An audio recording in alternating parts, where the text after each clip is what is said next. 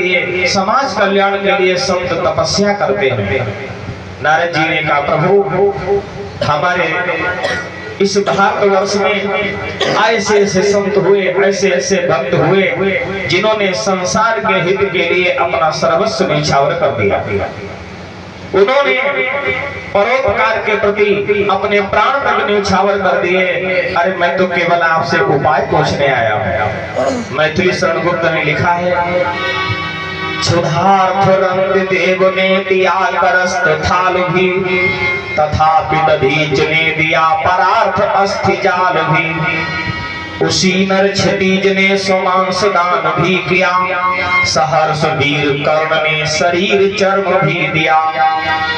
अनित्य देह के लिए अनादि जीव क्या डरे, वही मनुष्य है कि जो मनुष्य के लिए मरे। मनुष्य वही है जो दूसरे के प्रति अपने प्राणों तक की बाजी लगा दे। सच्ची मानवता उसी में है। क्यों? स्वार्थ के लिए तो सब जी लेते हैं, अगर परमार्थ के लिए कोई जिए उसी का जीना जीना कहलाता है।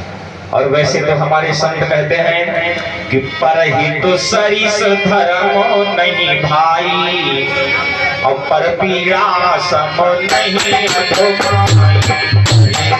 सरिस धर्म नहीं भाई, पर पीड़ा सम नहीं अधोभाई।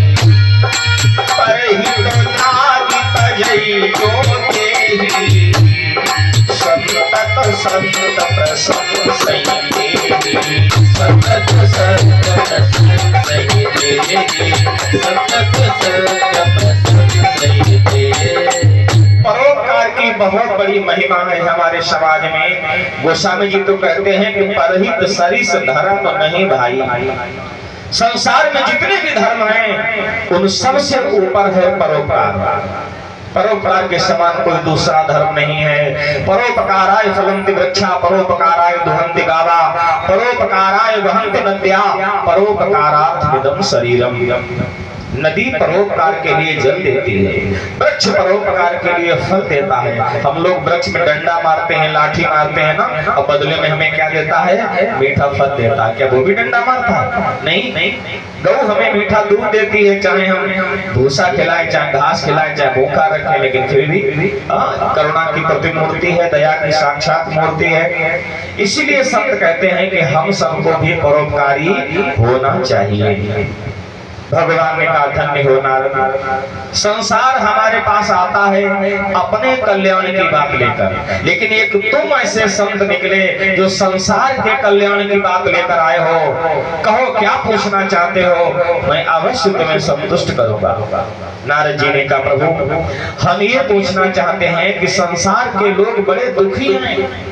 किसी को धन की चिंता, किसी को परिवार की चिंता, किसी को पुत्र की चिंता, किसी को अपनी चिंता, किसी को मकान की चिंता, किसी को दुकान की चिंता। हर व्यक्ति चिंता में लगा हुआ है। प्रभु उस चिंता में आपको भूल गया, वो आपकी पूजा पाठ भी नहीं कर पा रहा है। प्रभु आप अपनी पूजा का कोई ऐसा संक्षिप्त विधान बता दीजिए जिससे कि संसार के लोग आपकी पूजा करके आपकी भक्ति को प्राप्त कर सकें, आपकी कृपा को प्राप्त कर सकें। भगवान ने कहा, नारद जी संक्षिप्त पूजा क्यों पूछ रहे हो? नारद जी ने कहा, प्रभु वो इसलिए पूछ रहा हूँ, आज हमारे समाज में मनुष्य के पास हर कार्य के लिए विस्तार से समय है, लेकिन पूजा के लिए समय विस्तार से नहीं है। हम तो सत्यनारायण कथा सुनाने जाते हैं तो पड़ोसी शंख गिनते रहते हैं। अब 3-12 बज चुका, चलो चौथे में चले। कुछ लोग कहते चलो 5वें में चले, ज्यादा देर नहीं बैठना पड़ेगा।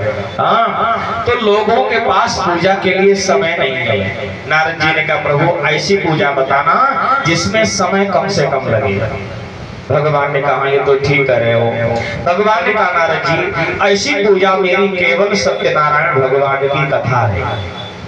सत्यनारायण भगवान की कथा एक ऐसी कथा है जिसमें बहुत कम समय लगता है, बहुत कम। वैसे तो हम आप लोगों को 2-3 घंटे में गा बजा के सुनाएंगे, लेकिन सत्यनारायण की कथा अगर हम 5 मिनट में सुना दें तब भी पूरी हो जाएगी। सत्यनारायण की कथा में मात्र 2 शब्द हैं, सत्य और नारायण।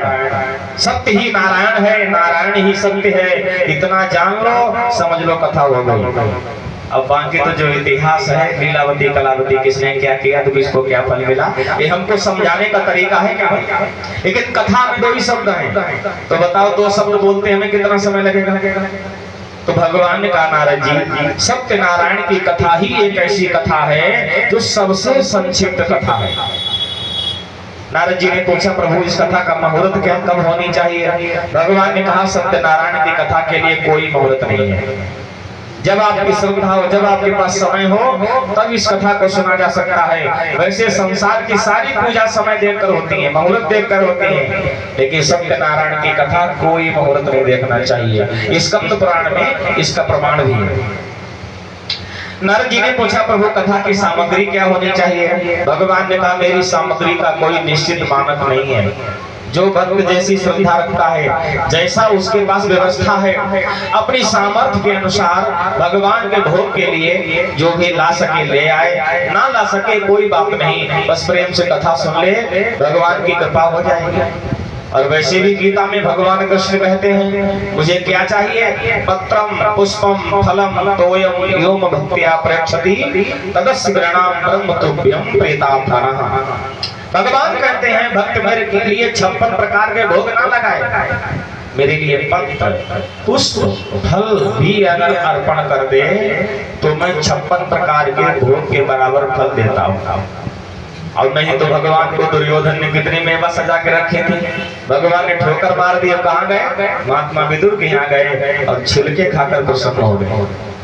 तो महाराज भगवान केवल स्वभाव से प्रसन्न होते हैं, भगवान किसी के प्रभाव से नहीं प्रसन्न होते हैं। भगवान स्वभाव में रीझ जाते हैं। हमारे संत कहते हैं न जाने कौन से गुण पर दया निधि रीझ जाते हैं। यही हरि भक्त कहते हैं, यही सद ग्रंथों गाते हैं। यही हरि भक्त कहते हैं, यही सद ग्रंथ गाते हैं। यही हरि भक्त कहते हैं, यही सद ग्रंथ गाते हैं। यही सद ग्रंथ गाते हैं। न जाने कौन से गुण पर, न जाने कौन से गुण पर दया निधि रीझ जाते हैं। न जाने कौन से गुण पर दया निधि रीझ जाते हैं।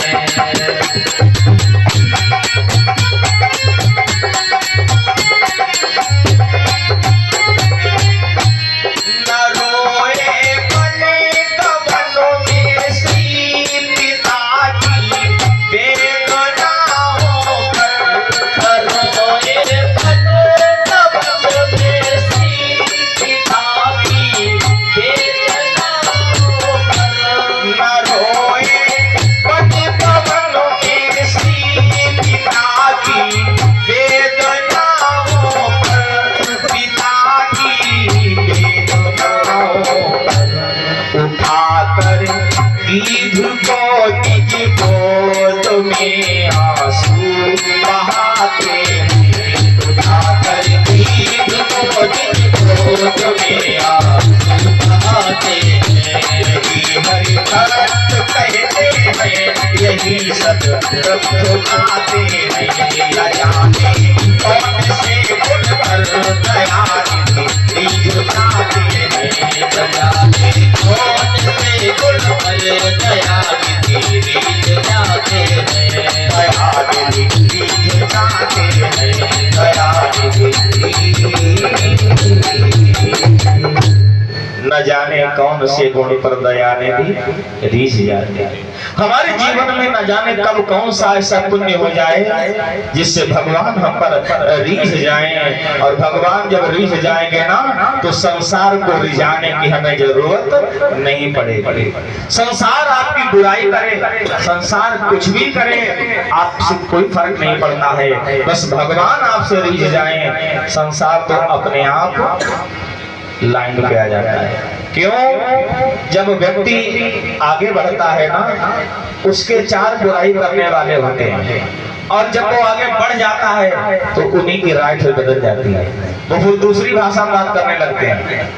तो बस भगवान प्रसन्न हो जाए, संसार को प्रसन्न करने की जरूरत नहीं है, संसार तो अपने आप प्रसन्न हो जाएगा। आज भगवान ने नारद जी को बताया, हे नारद, सत्यनारायण भगवान की कथा इस कलिकाल कलयुग में बहुत बड़े फल को देने वाली है।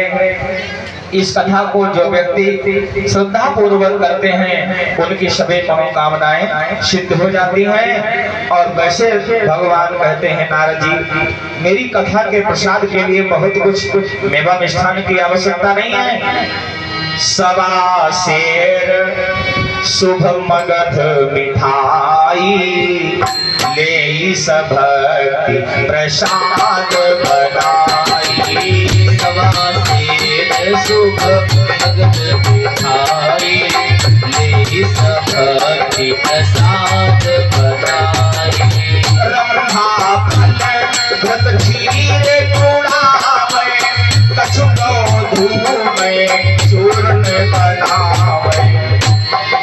भक्त और बांधव ने बुलाई, सुनई प्रेम से कथा सुहाई। भक्त और बांधव ने बुलाई, सुनई प्रेम से कथा सुनाई। भगवान कहते हैं, भाई बंधुओं को इकट्ठा करके, परिवार वालों को बुलाकर, धर्म में पारायण होकर और भगवान सत्यनारायण की कथा बड़ी श्रद्धा पूर्वक श्रवण करनी चाहिए। कथा होने के बाद आरती में सब सम्मिलित हो, आरती के बाद सब प्रसाद लेकर अपने अपने घरों को जाएं और घर जाते समय रास्ते में भगवान का ध्यान करते हुए जाएं। जो लोग ऐसा करते हैं उनकी मनोकामनाएं निश्चय सिद्ध होती हैं, और इस पृथ्वी पर दुख से छूटने का सबसे सरल और छोटा उपाय यही है। इति श्री स्कंद पुराण देवाखंडे प्रथमोध्याय समाप्त। बोलिए सत्यनारायण भगवान की जय हो।